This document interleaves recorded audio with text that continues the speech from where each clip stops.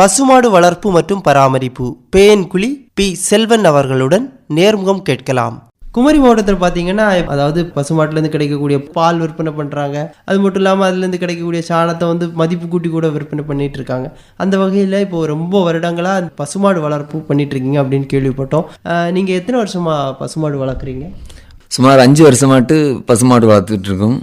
நீங்கள் எப்படி தொடங்குனீங்க பசுமாடு வளர்ப்பு? ஏதாவது பயிற்சிகள் போய் கற்றுக்கிட்டீங்களா, இல்லை ஏற்கனவே வளர்த்த அனுபவத்தில் கற்றுக்கிட்டீங்களா?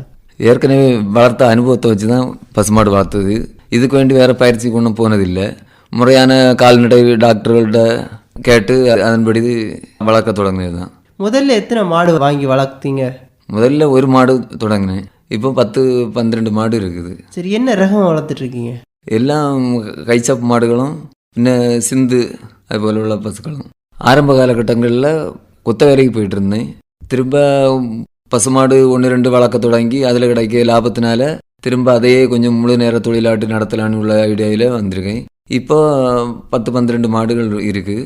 நல்ல வருமானமும் கிடைக்குது. நல்ல பால் நல்ல தரமாக கொடுக்கறதுனால ஆட்களும் நல்ல போல் இது பண்ணிட்டு இருக்காங்க. நாளுக்கு நாள் அப்போ வந்து வாங்கக்கூடியவங்களுடைய எண்ணிக்கை அதிகரிச்சிட்டு இருக்கு. ஆனால் நம்மகிட்ட கொடுக்கறதுக்கான பால் பற்றாக்குறை இருக்கு இல்லையா? ஆமாம். சரி, இந்த மாடு வளர்க்கும் போது முக்கியமாக அந்த மாடுகளை வந்து வளர்ப்பு முறையில் வந்து முதல்ல வந்து பொதுவாக நம்ம கண் வாங்கி வளர்ப்போம். இல்லைன்னா சில பேர் வந்து வெளி மாவட்டத்திலேருந்து கூட வாங்கி வளர்க்குறாங்களே. நீங்கள் எப்படி இந்த உள்ளூரில் இருக்கக்கூடிய மாடுகளை தான் வாங்குறீங்களா, இல்லை வெளி இடத்துல விலை கொஞ்சம் மலிவாக கிடைக்கும் அப்படின்லாம் சொல்லுவாங்க, நீங்கள் எப்படி வாங்குறீங்க அதை சொல்லுங்கள். வெளியூரில் விலை மலிவாக கிடைக்க மாடுகள் சிலப்போ நோய் தாக்கியிருக்கும். அதுதான் சந்தைக்கு கொண்டு வருவாங்க. இது உள்ளூரில் சில வீடுகளில் நம்ம பார்த்து வாங்கினா நல்ல மாடுகளாட்டு வாங்கலாம்.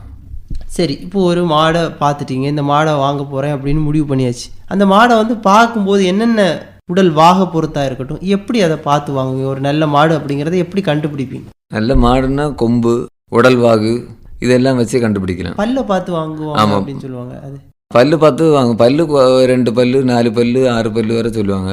பல்ல வச்சு தான் மாட்டுக்கு இளமையை கண்டுபிடிக்குது. நம்ம இளம் மாடாட்டு வாங்கினா நல்லது. எத்தனை ஈத்து அப்படிங்கிறத கூட கண்டுபிடிக்கலாமா? அப்படி அது அதான் 2 பல்லு 4 பல்லு 6 பல்லு வரை எல்லாம் ஒரு 2-3 ஈத்து, கூடினது ஒரு 4 ஈத்து வரை வச்சிடலாம். 5-6 இல்லாமனா மாடு வயசாயிரும். அப்போ வைக்காமல் இருக்கிறது நல்லது. இப்போ நீங்கள் சொன்னீங்க கன்றுலேருந்து வாங்கி வளர்ப்பேன் அப்படின்னு சொன்னீங்க. எத்தனை வயதுக்கு பிறகு உள்ள கன்றுகளை வாங்குவீங்க? ஒரு 1-1.5 வயசு கழியுமா சின்ன பருவத்துக்கு வரும். அப்போ நம்ம அதை சின்ன பிடிச்சி எடுத்தால் நல்ல பசுவாட்டு கிடக்கும். மாடு வாங்கினதுக்கு முன்னாடி அந்த அதாவது கொட்டகையெல்லாம் வைக்கணும். என்ன மாதிரிப்பட்ட இடங்களில் நம்ம தேர்வு பண்ணணும்? நிழல் பாங்காக இருக்கணுமா, இல்லை எல்லாருக்கும் நிழல் பாங்கான இடம் அமையறதில்லை. சில பேருக்கு வந்து கொஞ்சம் வெயில் அதிகமாக இருக்கக்கூடிய இடங்களில் அவங்க வீடுகள் இருக்கும், இல்லைன்னா கொட்டகை வைக்கக்கூடிய ஒரு சூழ்நிலை இருக்கும். எப்படிப்பட்ட இடத்த தேர்ந்தெடுக்கலாம்? இப்போ மாடுகளுக்கு எண்ணிக்கையை பொறுத்து கொட்டகைக்கு அளவு பெருசாட்டும் சிறுசாட்டும் வைக்கலாம். இருக்க இடத்த பொறுத்து நல்ல இடம் கூடுதலாக இருந்தால் மர நிழலில் கட்டி பாதுகாக்கிறது நல்லது. செனை பிடிச்சி 7வது மாதத்தில் தடுப்பூசி போடுவாங்க. மாடு நோய்வாய்ப்பட்டிருந்தால் அசைப்படாது, இறை எடுக்காது. அதை வச்சே நம்ம கண்டுபிடிச்சிடலாம் இது மாடு நோய்வாய்ப்பட்டிருக்குன்னு. நம்ம தகுதியான கால்நடை மருத்துவரை வச்சு அதை நம்ம கண்டுபிடிச்சிடலாம். கண்டுபிடிச்சி சில மாடுகள் நடக்காது. அப்போ கால் குழம்புல இது இருக்கும். இப்படி நிறைய பிரச்சனைகள் உண்டு. அதான் அவங்க கால்நடை மருத்துவர் வந்து கண்டுபிடிச்சி இது பண்ணுவாங்க. மேய்ச்சல்லாம் எப்படி? வெளி மேய்ச்சலாக எப்படி? அது தோட்டம் உள்ள ஆட்கள் பிரச்சனை இல்லை. இல்லாதவங்க வீட்டிலே கட்டி வளர்க்குது தான் மேய்ச்சல். நீங்கள் என்ன முறையில் மேய்க்கிறீங்க? எங்களுக்கு இடம் பெரிய அளவு இல்லை. வீட்டில் கட்டி தான் வளர்க்குது. கொட்டகையில் வச்சு கை தீவனங்கள் போட்டு தான் வளர்க்குது. தீவனங்களா என்னென்ன கொடுக்குறீங்க? தீவனம் கோதுமை தவிடு, நவதானியம் பிடிச்சி அதை வெந்நீரில் போட்டு காய்ச்சி கொடுப்போம் ஒரு நேரம். அப்படியே அது புல் வைக்கோல் டெய்லி கொடுப்பீங்களா? வைக்கோல் டெய்லி கொடுக்கணும். இப்போ பார்த்தோம் அப்படின்னா அதிகமான இடங்களில் வைக்கோலே பார்க்க முடியலையே. அந்த மாதிரி வைக்கோல் வைக்கிறதுனால நம்ம மாடுகளுக்கு என்னென்ன நன்மைகள் இருக்குது அப்படின்னு உங்கள் அனுபவபூர்வமாக உணர்ந்த விஷயங்கள் ஏதாவது இருந்தால் பகிர்ந்துக்கோங்க. நம்ம ஏரியாவில் பொதுவாக இப்போ விவசாயம் குறைஞ்சி போகிறதுனால வைக்கோல் கொஞ்சம் தட்டுப்பாடு தான். வெளி இடங்கள்ல இருந்தால் வைக்கோல் இறக்குமதி பண்ணுறாங்க. அது விலையும் கொஞ்சம் கூடுதல் தான். வைக்கோல் கிடைக்கிறது இல்லை. விவசாயம் குறைய கால்நடை வளர்ப்பும் குறைய தான் செய்யும். நம்ம தான் அதை நல்ல ஒரு கண்டிஷனில் கொண்டு போகணும். சரி, நீங்கள் சொல்கிறீங்க இப்போது ஒரு சில இடங்களில் பார்த்தீங்கன்னா இப்போது இந்த காலம் வரைக்கும் எங்கள் தொழுவில் பார்த்தோன்னா ஒரு வைக்கோல் போர் வந்து கண்டிப்பாக இருக்கும் அப்படின்னு சொல்லுவாங்க. என்ன காரணம் அப்படின்னு கேட்கும்போது சொல்லுவாங்க, டெய்லி கொஞ்சமாவது அந்த கால்நடைகளுக்கு கொடுத்தோன்னா அது அந்த அசை போடுறது, அந்த செரிமான பிரச்சனை, முக்கியமாக மனுஷனாக இருந்தாலும் சரி விலங்காக இருந்தாலும் சரி, அந்த நோய் வர்றதுக்கு முக்கியமான காரணம் பார்த்தீங்கன்னா ஒழுங்கா அஜீரணம் நடக்காததுனால தான் நிறைய பிரச்சனைகள் வரும். கால்நடை மருத்துவர்கள் ஆலோசனைப்படி கண்டிப்பாக தினமும் ஒரு நேரமாவது வைக்கோல் கண்டிப்பாக கொடுத்துருக்கணும். இரவு வேலையாக இருந்தால் நல்லது. வைக்கோல் சாப்பிட்டுட்டு அசை போட்டு இருந்தால் நல்ல பாலும் கிடைக்கும், அதுக்கு உடம்புக்கும் நல்லது. பராமரிப்பு பற்றி சொல்லுங்க. எப்படி ஒரு நாளைக்கு எத்தனை முறை அந்த தொழுவை சுத்தம் பண்ணுறீங்க, மாடுகளை சுத்தம் பண்ணுறீங்க? தொழுவை தினமும் 3 நேரமும் சுத்தம் செய்யணும். காலையில் பால் எடுக்கிறதுக்கு முன்னாடி, மதியம் அதுபோல், ராத்திரியும் அதுபோல் சாணத்தை எல்லாம் வாரி எடுத்து மாற்றிட்டு நல்லா சுத்தம் செய்து வைக்கணும். பின்ன மாடுகளை டெய்லி ஒரு நேரம் கழுவணும். காலையில் கழுவி சுத்தம் செய்தாலும் மாடு பெரிய நோயெல்லாம் தாக்காது. இப்போ சமீபத்தில் இருக்கிறது பார்த்தீங்கன்னா குளிர்காலம், கொஞ்சம் பனி மூட்டம் அதிகமாக இருக்குது. இந்த சூழ்நிலைகளுக்கும் அதாவது கோடை காலத்துக்கும் ஏதாவது வித்தியாசங்கள் இருக்கா? அதை பராமரிக்கிறதுல இல்லைன்னா அதை சுத்தம் பண்ணுறதுல, குளிப்பாட்டுறதுல? கோடை காலத்தில் நல்ல குளிப்பாட்டணும். நல்ல பால் மாடுகள் ரொம்ப சூடு பொறுக்காது, வெப்பம் தாங்காது. அதனால் காலையில் கண்டிப்பாக குளிப்பாட்டினா போதும். அதாவது கோடை காலத்தில் ஒரு தடவைக்கு 2 தடவை நல்லது, நல்ல சூடு தனியும் அப்படின்னு சொல்கிறீங்க. காற்றோட்டமாக இருக்கா? நல்ல காற்றோட்டமும் இருக்குது, லைட் வெளிச்சமும் உண்டு, இன்னும் ஃபேனும் போட்டிருக்கேன். ஓ, காற்றோட்டத்துக்கு. சரி சரி, இந்த மாதிரி சகல வசதிகளும் எல்லாம் வச்சா. சரி, இப்படியெல்லாம் நம்ம வளர்த்துட்ருக்கோம். முக்கியமாக வருடம் ஒரு கன்று அப்படின்னு சொல்லி மருத்துவர்கள் கூட பரிந்துரைப்பாங்க. ஏன் அப்படின்னா அந்த பசுமாடு வளர்க்குறவங்களுக்கு அந்த பெரிய ஒரு பொருளாதாரத்தை கொடுக்கறது அந்த கன்று. அந்த வகையில் சினை காலத்தில் எப்படி கவனிக்கிறீங்க? மருத்துவர்களுடைய ஆலோசனைப்படி செய்கிறீங்களா? எப்படி அதை பற்றி கொஞ்சம் சொல்லுங்களேன். இப்போ நம்ம பதிவாக பால் கொடுக்கறதுனால பால் தட்டுப்பாடு இல்லாத அளவுக்கு கொடுக்கும்போது பாதி சினை மாடு பாதி இருக்கணும். 10 மாடு இருந்தால் அதில் 5 மாடு சினையாட்டு இருக்கணும், 5 மாடு நம்ம பால் கறவைக்கு வரணும். சரி, இந்த மாதிரி பால் விற்பனை பண்ணுறது, அப்புறமா இந்த மாதிரிப்பட்ட விஷயங்களை தாண்டி அந்த சாணம் எல்லாம் என்ன பண்ணுறீங்க? சாணம் எப்படி? சாணமும் நிறைய இடங்களில் உரத்துக்காக எல்லாம் பயன்படுத்துகிறாங்க. அது எப்படி விற்பனை பண்ணுறீங்க? சாணம் வீட்டில் வாங்கிட்டு போவாங்க. தென்னை மரம் வயலுக்கு எல்லாம் உரமாட்டு வாங்கிட்டு போகிறாங்க. சாணம் துளிக்கிறாங்களா வீட்டுக்கு முன்னாடியெல்லாம்? அந்த ஏதாவது வாங்கிட்டு போய் எல்லாம் பக்கத்து வீடுகளில் கொஞ்சம் கொஞ்சம் சாணம் வாங்கிட்டு போவாங்க, அது தொளிக்காது. அது சிலர் அங்கே அப்படி செய்வாங்க. மற்றபடி பழைய காலம் போல் இல்லை சாணம் தெளிக்க, உரத்துக்கு போகுது சாணம். சரி, இப்படியெல்லாம் நம்ம கண்ணும் கருத்துமாக கவனிச்சிட்டு இருந்தாலும் எதிர்பாராத விதமாக சில நேரங்களில் நோய் பாதிப்புகள் வர்றதுக்கு வாய்ப்பு இருக்குது.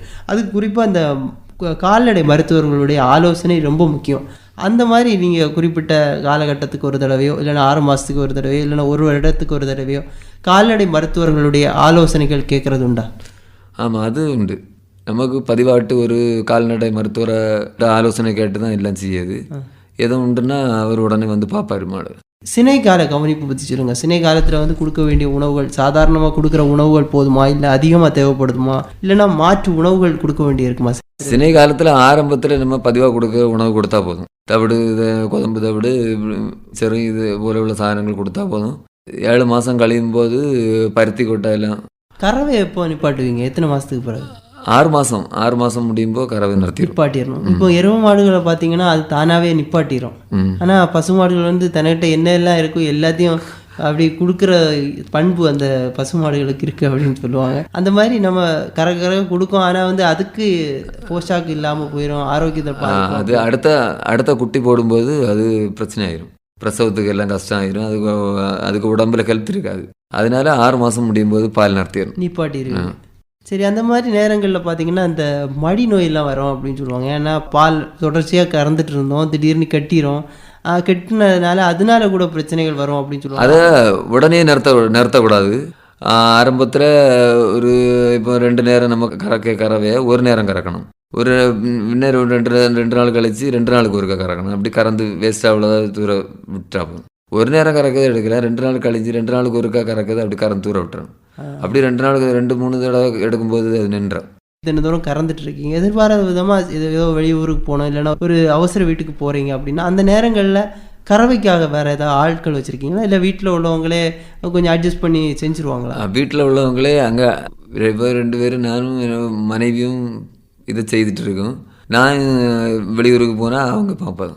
அது மட்டும் இல்லாமல் தேன் இது கூட வச்சுருக்கிறதா கேள்விப்பட்டோம். அதையும் இது கூட பார்த்துக்கிடுவீங்க அப்படி தானே? ஆமாம், ஒரு தேனி வளர்ப்பு உண்டு, அதையும் இது கூட சேர்த்து. அதனால் இப்போ கொத்த வேலைக்கு போகிறதில்ல. மாடு வளர்ப்பு, தேனி வளர்ப்பு, இது போல உள்ள நம்ம சுய தொழிலே நல்ல லாபம் இருக்கிறதுனால இதை பார்த்துட்டு இருக்கேன். அதாவது கிடைக்கிற நேரத்தை எப்படி நாம் பயன்படுத்தலாம், வீணாக ஒவ்வொரு நேரங்களையும் ஒவ்வொருத்தங்கள்ட்ட பேசிட்டோ இல்லைன்னா அங்கே போய் நின்று இங்கே போய் நேரத்தை வீணடிக்காமல் நம்மளால் என்ன முடியுமோ அதை கரெக்டாக இன்னொருத்தங்கள்ட்ட கையேந்தி நிற்காதபடி ஒரு இளைஞர் நினைச்சா அதுக்கு எல்லாத்துக்கும் வாய்ப்புகள் இருக்குது. நாம் தான் அதை முன்னெடுத்து செய்யணும் அப்படிங்கிற மாதிரி நிறைய விஷயங்கள் நம்முடைய குமரி பண்பலை நேயர்களுக்காக சொல்லியிருக்கீங்க.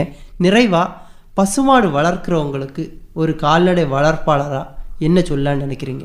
படிச்சுக்கிட்டு வேலை இல்லாத இளைஞர்கள் பசுமாடு வளர்க்க நல்லது. அதை தொடங்கினா நல்ல தரமான பால் எல்லாருக்கும் கிடைக்கும், ஒரு வருமானம் கிடைக்கும், வேலை தேடி வெளி இடத்துக்கு போக வேண்டிய தேவையில்லை. இட வசதி உள்ளவங்க அதை தாராளமாக செய்யலாம், நல்ல வருமானம் கிடைக்கும். பயிற்சி வேணும், அனுபவம் தான் பயிற்சி, வேற ஒன்றும் இல்லை. ஆரம்பத்தில் சில சறுக்கல்கள் வரும், அதையும் தாண்டி ஜெயிக்கணும். வளர்ச்சி என்றைக்குமே படிப்படியாக தான் வரணும், ஒரே அடியாக வளர முடியாது. அதனால ஆரம்பத்தில் 1-2 மாடுகளை வச்சு வளர்த்து அதில் உள்ள அனுபவத்தை வச்சு பெரிய அளவில் செய்தால் நல்ல லாபம் கிடைக்கும். சரி, அதாவது இதுவரைக்கும் உங்கள் நேரத்தை செலவிட்டு நம்முடைய குமரி பண்பலை நேயர்களுக்காக பசுமாடு வளர்ப்பு எப்படியெல்லாம் பண்ணுறேன், என்ன மாதிரியான கன்றுகளை தேர்வு பண்ணுறேன், இருக்கிற இடத்துல எப்படி வளர்க்குறதுக்கான யுத்திகளை எல்லாம் கையாளுறேன், அது மட்டும் இல்லாமல் கால்நடை வளர்ப்பு குறித்த நிறைய சந்தேகங்கள் வரும்பொழுதும் எப்போ வந்தாலும் ஒரு கால்நடை மருத்துவர்கிட்ட பலவிதமான ஆலோசனைகளை கேட்டு இன்றைக்கி நல்லபடியாக பண்ணிகிட்ருக்கிறேன் அப்படிங்கிற மாதிரி உங்களுடைய அனுபவங்களை நம்முடைய குமரி பண்பலை நேயர்களுக்காக அழகாக தெளிவாக சொன்னீங்க. உங்களுக்கு குமரி பண்பலை சார்பாக ரொம்ப நன்றி. நன்றி, வணக்கம். இதுவரை பசுமாடு வளர்ப்பு மற்றும் பராமரிப்பு பேயன்குழி பி. செல்வன் அவர்களுடன் நேர்முகம் கேட்டீர்கள். உடன் உரையாடியவர் எஸ். சிவகுமார்.